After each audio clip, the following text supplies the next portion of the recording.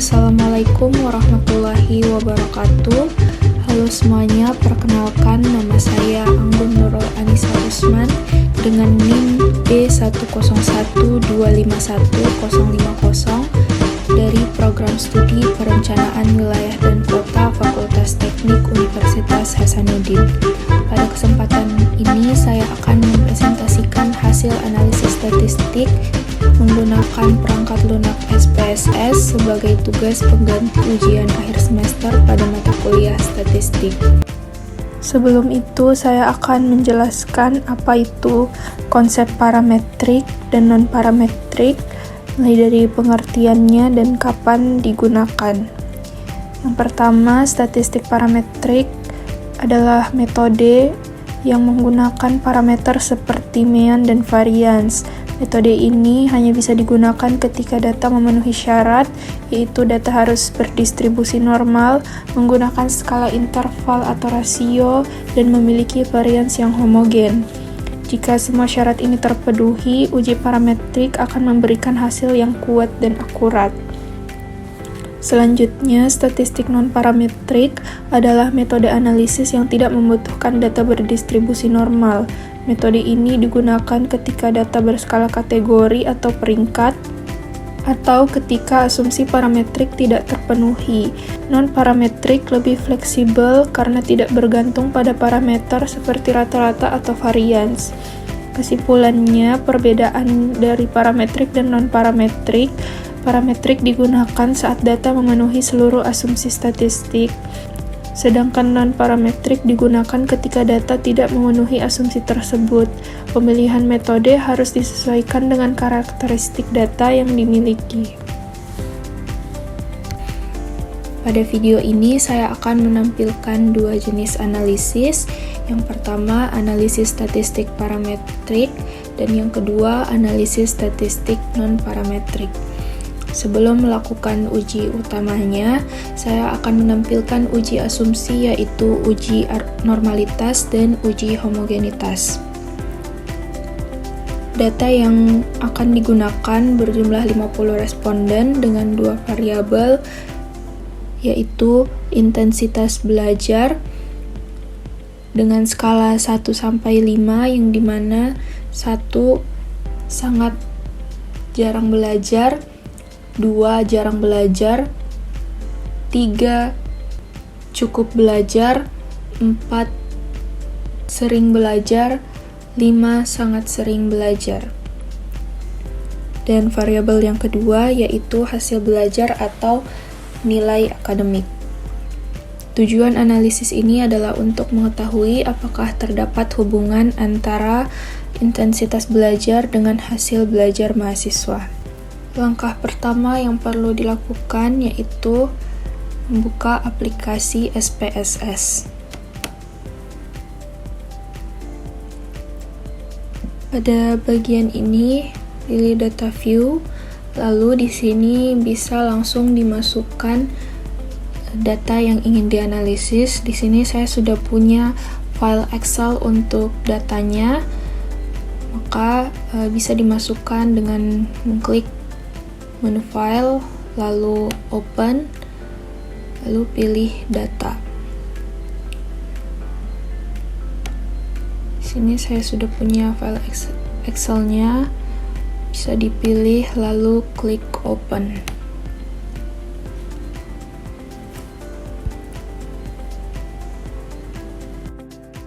Langkah selanjutnya, pada bagian bawah klik variable view. Lalu di sini untuk namanya, variabel pertama dan kedua bisa kita ganti dengan belajar untuk variabel pertama dan nilai untuk variabel kedua. Lalu untuk labelnya bisa ganti menjadi intensitas belajar, dan untuk variabel kedua bisa dilabeli dengan hasil belajar. Untuk measure-nya, di sini intensitas belajarnya bisa diganti dengan ordinal. Dan ini hasil belajarnya scale.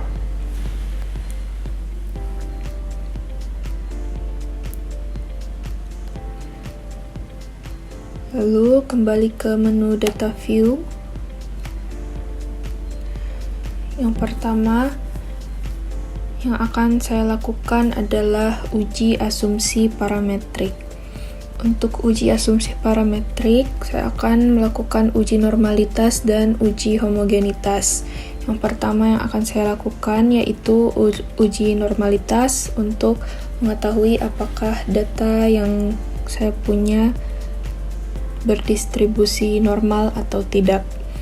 Untuk uji normalitas, yang pertama klik Analyze, lalu ke menu Descriptive Statistic, lalu Explore. Di sini pilih menu hasil belajar, lalu masukkan ke Dependent List, dan yang ini dibiarkan kosong. Setelah itu klik Plots dan pilih Normality Plots with Test. Setelah itu continue, lalu OK. Di sini uji normalitasnya menggunakan metode Shapiro-Wilk karena jumlah respondennya kurang dari 200, yaitu hanya 50 saja. Dan di sini bisa dilihat pada test of normality-nya diperoleh nilai signifikansinya sebesar 0,048. Karena nilai ini lebih kecil dari 0,05, maka dapat disimpulkan data ini tidak berdistribusi normal, sehingga secara teori uji parametrik tidak memenuhi syarat. Namun sesuai instruksi tugas, maka uji parametrik akan tetap dilakukan dan non-parametrik juga akan dilakukan. Lalu selanjutnya uji asumsi yang kedua yaitu uji homogenitas. Di sini saya akan save outputnya dulu.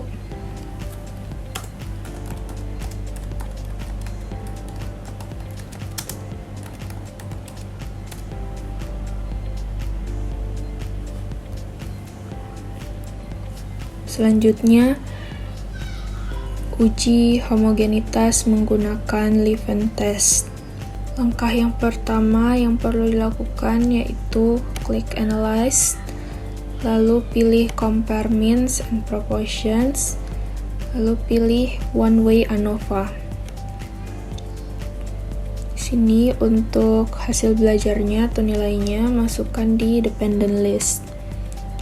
Lalu intensitas belajarnya dimasukkan ke faktor. Setelah itu pilih option dan centang homogeneity of variance test. Continue, setelah itu OK.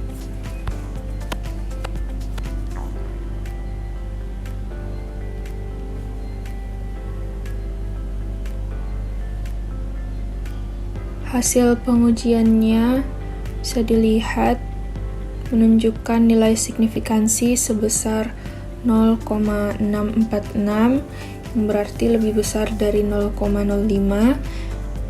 Maka dari itu dapat disimpulkan bahwa data memiliki varian yang homogen sehingga asumsi homogenitasnya terpenuhi.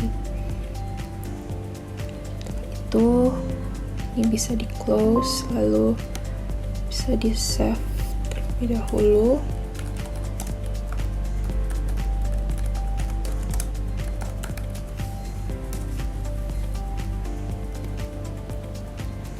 Selanjutnya kita mulai untuk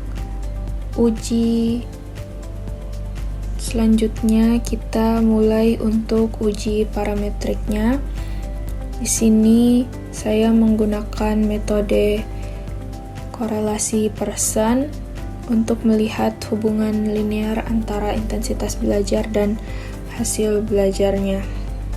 Untuk uji korelasi Pearson-nya, langkah pertama masuk ke analyze, lalu correlate, setelah itu pilih bivariate,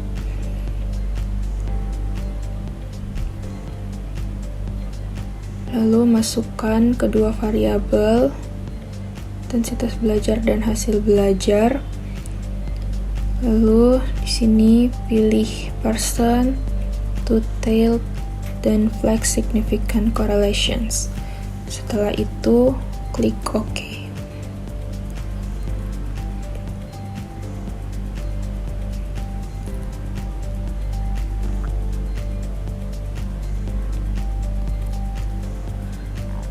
Sini sudah terlihat outputnya, dan berdasarkan outputnya diperoleh nilai korelasi sebesar 0,972 dengan nilai signifikansi P lebih kecil dari 0,001. Hasil ini menunjukkan terdapat hubungan yang sangat kuat dan signifikan antara kedua variabel. Arah korelasinya menunjukkan bahwa semakin tinggi intensitas belajarnya, maka semakin tinggi pula hasil belajar atau nilainya.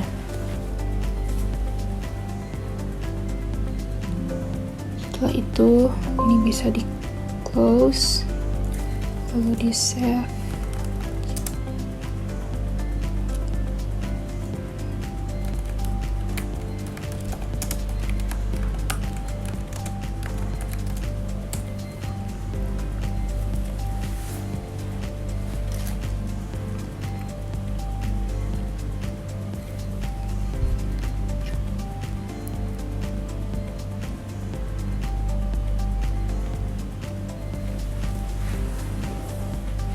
Karena data yang ada tidak normal, maka di sini metode yang sesuai untuk analisisnya yaitu analisis non-parametrik. Di sini saya akan menggunakan metode Spearman rank dan akan digunakan sebagai pembanding dan metode yang lebih sesuai untuk data ini. Untuk uji Spearman, pilih menu Analyze, lalu Correlate, lalu Bivariate. Di sini sama seperti tadi, yang diubah hanya di sini menjadi Spearman. Lalu klik OK. Bisa dilihat di sini diperoleh nilai korelasi sebesar 0,965 dengan nilai signifikansinya P lebih kecil dari 0,001. Nah, hasil ini menunjukkan bahwa terdapat hubungan yang kuat dan signifikan dan hasilnya konsisten dengan uji Pearson sebelumnya, meskipun asumsi parametriknya tadi tidak terpenuhi. Kedua hasil dari uji korelasi parametrik dan non-parametriknya menunjukkan pola yang sama, yaitu korelasi positif sangat kuat dan signifikan.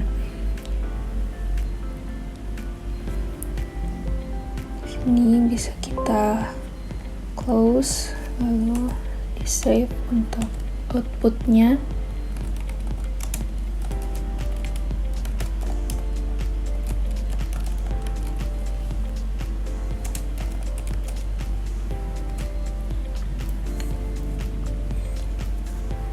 Maka kesimpulan akhirnya berdasarkan seluruh hasil analisis menggunakan SPSS dengan jumlah responden 50 orang, dapat disimpulkan bahwa terdapat hubungan yang sangat kuat dan signifikan antara intensitas belajar dan nilai yang dipenuhi. Semakin tinggi intensitas belajar, maka semakin tinggi pula nilai akademiknya. Walaupun data yang ada tidak berdistribusi normal, analisis non-parametrik ini sebagai pembanding memberikan hasil yang konsisten sehingga kesimpulannya tetap valid. Demikian hasil analisis data menggunakan SPSS yang dapat saya sampaikan. Terima kasih sudah menyimak. Mohon maaf bila ada kesalahan dan kekurangan. Saya tutup dengan billahi taufiq wal hidayah. Wassalamualaikum warahmatullahi wabarakatuh.